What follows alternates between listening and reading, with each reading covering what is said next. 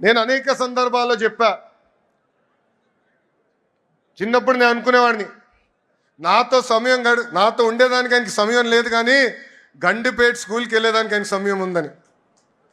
అప్పుడు ఆయన ఒక మాట అడిగా, ఎందుకు మీరు అంత సమయం గండిపేట స్కూల్కి ఇస్తున్నారని. అప్పుడు ఆయన ఒకటే అన్నారు, అరే ఫ్యాక్షన్ దాడిలో ఎవరన్నా చంపేస్తే తిరిగి కుటుంబం మొత్తం మళ్ళీ ఫ్యాక్షన్ చేయాలంటారు, ఆ ఫ్యాక్షనిజంకి హ్యూమనిజం ఇవ్వాలనేది నా లక్ష్యం, దానికి ఫుల్ స్టాప్ పెట్టే బాధ్యత నేను తీసుకుంటానని చెప్పారు. పాదయాత్రలో కుటుంబాలని కలిసా. ఆ పిల్లలు ఈరోజు పెద్దవాళ్ళయ్యారు. ఒక డెలాయిట్, ఒక టీసీఎస్ లాంటి సంస్థల్లో ఈరోజు పనిచేస్తాం జరుగుతుంది. నేను బయట ఎంత పోరాడుతున్నానో పార్టీలో కూడా నేను అంతే పోరాడుతున్నా. నా లక్ష్యం ఒకటే, పార్టీ కోసం అహర్నిశలు కష్టపడిన కార్యకర్తల నాయకులకి గుర్తింపు ఉండాలి. గ్రామ స్థాయి నాయకులు రాష్ట్ర స్థాయికి ఎదగాలి, పాలిట్ బ్యూరో రూమ్లో అడుగు పెట్టాలనేదే నా లక్ష్యం. పార్టీ ముందు ఒక ప్రతిపాదన ఉంచాను.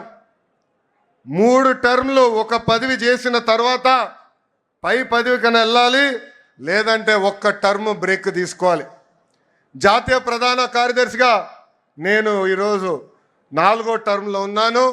గౌరవ అధ్యక్షుల వారిని నేను కోరేది, ఆ సంస్కరణ నాతో మొదలు పెట్టాలని ఈ సభాముఖంగా నేను కోరుతున్నాను. ఇది జరిగితేనే పార్టీలో కదలిక వస్తుంది, యువతకి రెక్కలొచ్చి రాజకీయాల్లో మెరుగైన అవకాశాలు వస్తాయి. నా స్టైల్ ఒకటే, సీనియర్ని జూనియర్ని సమానం గౌరవిస్తా, పనిచేసే వాళ్ళకే నేను ప్రమోషన్ ఇస్తా. పసుపు జెండా ఇంకో 40 ఏళ్ళు రెపరెపలాడాలి. దానికి ఎప్పుడూ నిరంతరం పార్టీలో యువరక్తం పారాలి. దానికి అందరి సహకారం ఉండాలి. పెద్దలందరూ కూడా ఈరోజు పాలిట్ బ్యూరో సభ్యులందరూ కూడా యువకుల్ని పెద్ద ఎత్తున ప్రోత్సహిస్తున్నారు.